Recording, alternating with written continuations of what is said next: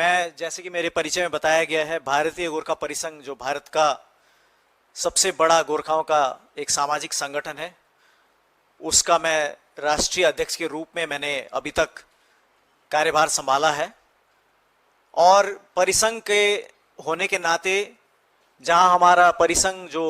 भारत के 18 राज्यों में सक्रिय समिति है,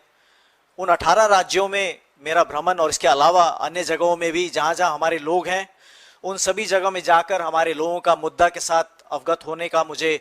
पिछले लगभग 20 साल के मेरी यात्रा में मुझे मौका मिला। और आज मुझे लगा कि जिस प्रकार से आइडिया ऑफ इंडिया, भारत के सामने जो विभिन्न चुनौतियां हैं, उन चुनौतियों को सामना करने के लिए मुझे लगा कि मुझे अब अगले पड़ाव में जाना है और एक गैर राजनीतिक सामाजिक संगठन की यात्रा में एक नया मोड़ देते हुए कांग्रेस पार्टी के साथ मिलकर,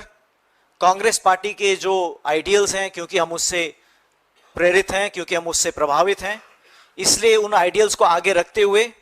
एक समूचा भारत को, समग्र भारत को लेकर आगे बढ़ने के लिए अपने आप को मैं आज कांग्रेस पार्टी में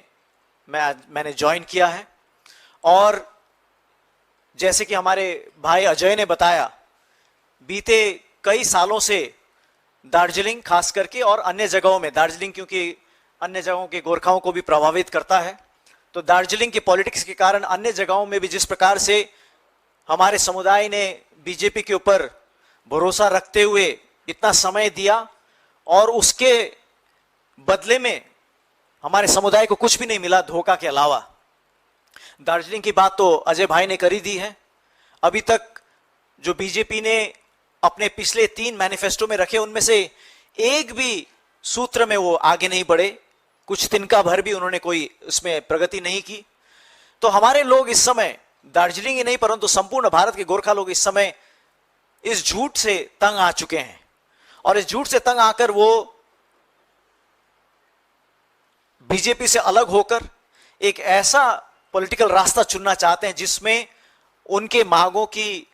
रिकॉग्निशन हो, मान्यता हो, सम्मान हो। और हमारा ये अनुभव रहा है कांग्रेस के साथ बीते दिनों में, हमारे समुदाय का बीच में किन्हीं कारणों से हमारे समुदाय का और कांग्रेस का तालमेल काफी कम हो गया था, मगर उससे पहले चाहे वो सुभाष घिसिंग जी के समय में हो, चाहे बिमल गुरुंग जी के समय में हो,